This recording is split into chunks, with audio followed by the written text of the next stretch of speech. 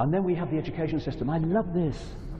This is another thing. You know, I was just thinking, if you sat down and you said, right, you want to manipulate the mind of the population. So you sat down around a table, but what would be the best way of turning out young people as clones of our sense of reality we want them to have, because then they'll be controllable. And someone said, well, it's a bit far-fetched, but I'll tell you what we want is a system, and we'll call it education, because it's newspeak, like Orwell talked about. You know, you just give a word for the opposite of what it is. And we'll call it education, and it means that we'll take children from their parents at a very early age, and we'll keep them there about 5 days a week at least, all the way through their formative years, and we'll pound them every day with our version of reality. They'd never stand for that. That's what we have. Now, there's two sides of the brain. There's the left brain, which is like this world thinks in words. It thinks in logic. Physical worldview, can I see it, touch it, taste it, smell it? Ah, it exists then. And then there's the right brain, which is inspiration, creativity, the artist, the person who does not see limits. Someone who thinks through the heart as well as the brain, the mind.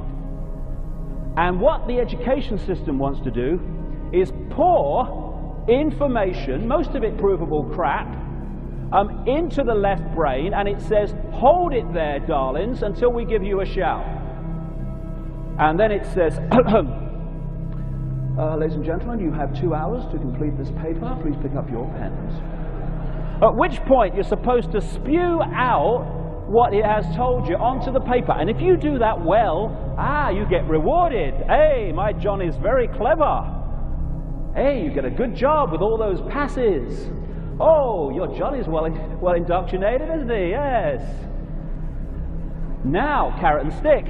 If you are thinking for yourself, and you're a young guy or a young girl, and you take that stuff in there, and you whip it over there and give it a look, and you go,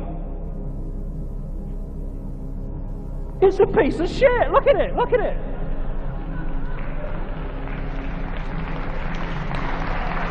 If you tell your exam paper that, there's a phone call. Hello, is that Mrs. Jones?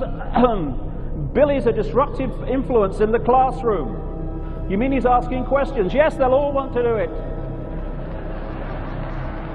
Yeah?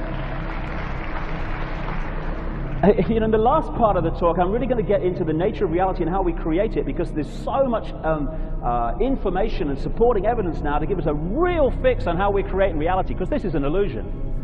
But how is it an illusion, and how do we create it? More and more knowledge on that. But these guys, these manipulators, know it's an illusion, and they know we're creating it through our minds, and so they know if they program our minds with the right illusion, we'll create it physically. And the education system is massively, massively part of that.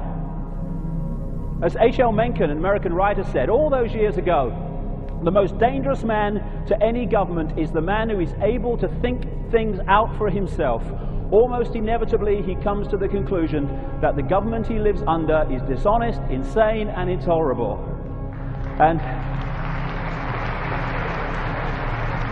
that is why we are pressured from cradle to grave not to figure it out.